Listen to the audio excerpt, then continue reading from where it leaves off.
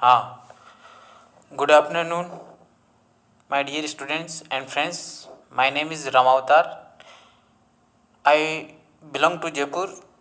As a teacher, I work at Padwa. Now, let's start synonyms या nearest या closest या इनको बोलते हैं पर्यायवाची हिंदी में। ये अधिकतर कंपटीशन में पूछे जाते हैं आपके, चाहे से पीटीटी हो, बीएसटीसी हो या जो भी हो, एसएससी हो, बैंक हो, तो उसमें ये सिनोनिम पर्यायवाची शब्द आपको पूछे जाते हैं। तो मैं आज इम्पोर्टेंट जो आपके पर्यायवाची शब्द हैं उनके बारे में आपको मैं बताऊंगा। ठीक है, तो सबसे पहले लेते हैं इरेडिकेट। इरीगेट, ERADICAT, इरेडिकेट मतलब उन्मूलन करना। उन्मूलन करना, तो इसका अर्थ क्या हो? उन्मूलन करना या नाश करना, हटाना, नाश करना। तो क्या आएगा इसमें? इमर्जनी। दूसरा देखते हैं कौन सा आएगा। इमर्जनी उभरना, तो ये तो नहीं हो सकता। अपलिफ्ट सुधार करना या बढ़ाना, सॉरी सुधार करना।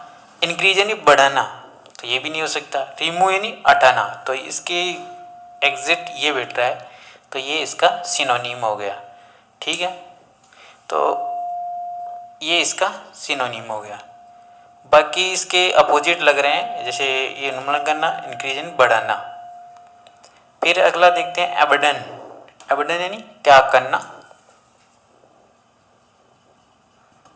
छोड़ना। मैं ये ले लेता हूँ पेन। एबडन करना, त्याग करना, छोड़ना। तो क्या हो गया इसका? Try, forsake, join, adopt. क्या है इसमें? पहले ट्राई यानी कोशिश करना, फोर्स यानी त्यागना, तो ये फोर्सेक आपको मिल गया यहाँ से, तो ये हो गया। जॉइन यानी शामिल करना, एडॉप्ट यानी अपनाना, तो ये भी सही है। तीसरा देखते हैं क्रूल, क्रूअल, तो एग्जेक्टिव नाउन। एक बात आप ध्यान रखिए, अगर वर्ब में पूछा है सिनोनिम तो वर्ब में ही उसका आंसर होगा। एडजेक्टिव है तो एग्जेक्टिव होगा, आप वर्ब में नहीं दे सकते, जैसे वो सिनोनिम होता हो। लेकिन जो एग्जेक्टिव होता है वो एग्जेक्टिव का ही उसका पर्यायवाची आपको ढूंढना पड़ेगा, और एग्जैक्ट वही आपको सिनोनिम एकदम पर्यायवाची ढूंढना पड़ेगा। अब क्रूअल, क्रूअल यानी निर्दयी, एग्जेक्टिव भी है नाउन भी है, तो एग्जेक्टिव में देखते हैं, नाउन में देखते हैं। डेंजरस यानी खतरनाक, ये नहीं हो सकता। बेड यानी बुरा, एग्जेक्टिव है, नहीं है, बुरा। इविल यानी बुरा, खराब। पर अनकाइंड, काइंड यानी दयालु, अनकाइंड यानी निर्दयी, ये आपने पढ़ रखा है पहले से ही, तो ये इसका सही जवाब हो गया। एडजेक्टिव के रूप में भी अनकाइंड एकदम फिट बैठता है। फिर है एनफ। एनफ क्या होता है? पर्याप्त। इनफ, सॉरी इनफ बोलते इसको, पर्याप्त। तो इसका मोर यानी अधिक अपोजिट हो गया, तो सेवरल यानी अनेक, मच यानी अधिक, ये सब अपोजिट हो गए। बल्कि सफिशियंट यानी पर्याप्त, तो इसका एक आंसर क्या हो गया? सफिशियंट। फिर है एलिगेंट। एलिगेंट यानी सुंदर, मनमोहक, आकर्षक। ठीक है, मनोहर हो, सुंदर हो, सुडोल हो, तो उसके लिए एग्जेक्टिव में। आर्टिफिशियल यानी कृत्रिम, ये तो अपोजिट हो गया इसका, बिल्कुल। ग्रेसफुल यानी शानदार, मनोहर, सुंदर, तो ये इसका ग्रेसफुल हो गया। नेचुरल प्राकृतिक हो गया, तो नेचुरल, आर्टिफिशियल, नेचुरल भी नहीं आएगा।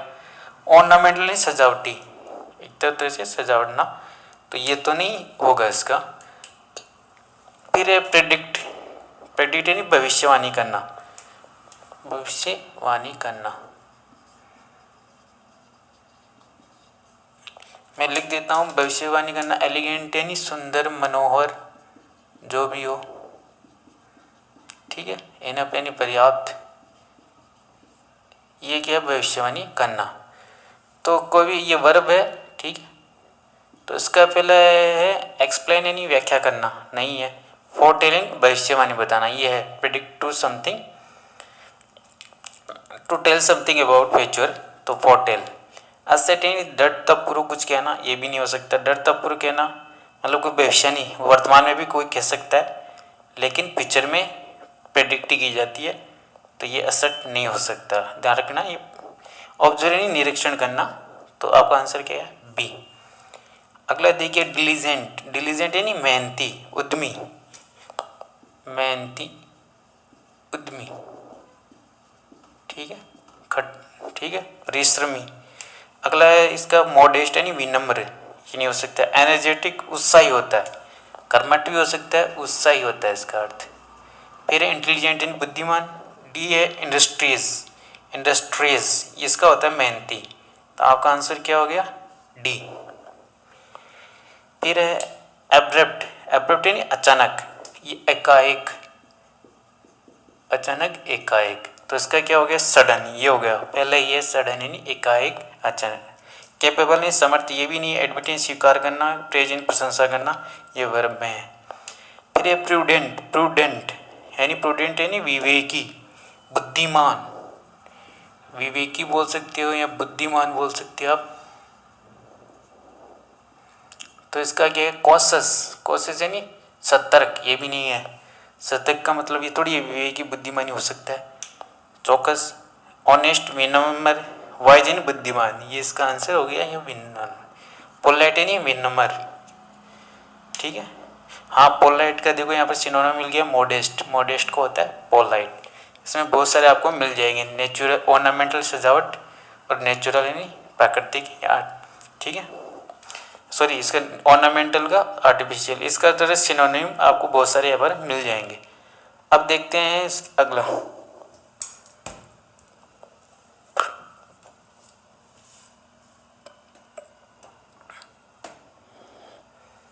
ठीक है। अगला देखते हैं, इसमें है कोर्स, कोर्स, कोर्स यानी खुदरा, रूखा, असभ्य, इसका बोलते हैं खुदरा, रूखा, असभ्य, जो भी हो, असिस्ट है, बहुत सारे अर्थ निकलते हैं। तो हॉट यानी घमंडी, ये तो है ही नहीं, बिल्कुल भी नहीं है। चाइल्डिश यानी बचपना, बचपना होता है जिसमें चाइल्डिश उसको बोलते हैं, एकदम बिल्कुल। और रफ यानी खुदरा, तो ये आपका आंसर हो गया सी। अगला है प्रोवोक यानी उकसाना, किसी चीज़ के लिए उकसाना यानी भड़काना, किसी चीज़, किसी के काम को करने के लिए भड़काना, वर्ब में है। इनक्रेज यानी प्रोत्साहन करना, ये इसका पॉजिटिव है, प्रोत्साहन किसी चीज़ के लिए, कार्य के लिए प्रोत्साहन करना, न कि भड़काना, तो ये नहीं है। परसुएड यानी समझाना, ये भी पॉजिटिव तरीके से है, नेगेटिव बिल्कुल नहीं है। किसी के लिए समझाना, उकसाना अलग है, समझाना अलग है। ये गलत काम के लिए होता है, ये पॉजिटिव काम के लिए होता है, सकारात्मक अच्छे कार्य के लिए होता है। फिर इंस्टिगेट, ये नहीं उत्तेजित करना, इसका उत्तेजित करना, किसी काम को गलत काम के लिए उत्तेजित करना, तो इसका आंसर है भड़काना, ये सी। फिर है अल्टीमेट यानी अल्टीमेट, अल्टीमेट यानी अंतिम, ठीक है, अल्टीमेट यानी अंतिम। तो वार्निंग यानी चेतावनी, डिसाइसिव, डिसाइसिव यानी निर्णायक, निर्णायक, ये नहीं हो सकता, निर्णायक होता है इसका अर्थ, इसका होता है फाइनल, अंतिम।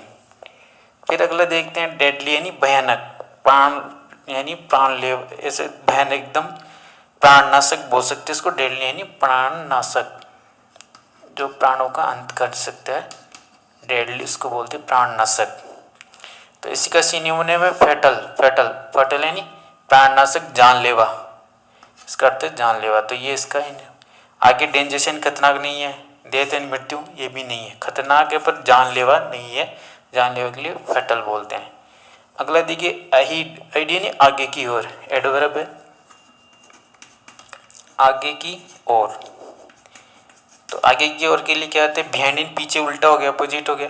फॉरवर्ड यानी आगे की ओर, बैकवर्ड यानी पीछे की ओर, तो ये हो गया इसका फॉरवर्ड, आगे की ओर, इसका आंसर हो गया बी। तो इसी प्रकार आपके ये इम्पोर्टेंट मैंने सिनोनिम बताएं। इसी प्रकार मैंने एक पीडीएफ लिंक भी भेजी है, अगर आप प्रैक्टिस करना चाहो तो उसमें आप प्रैक्टिस कर सकते हो अच्छे से, और बार बार अगर आप उनको देखोगे प्रैक्टिस, फिर दोबारा इसको प्रैक्टिस करोगे तो आपके कंठस्थ हो जाएंगे बार बार करने से, नहीं तो अन्यथा भूल जाते हैं इनको, बार बार करोगे तो याद हो जाएंगे। धन्यवाद।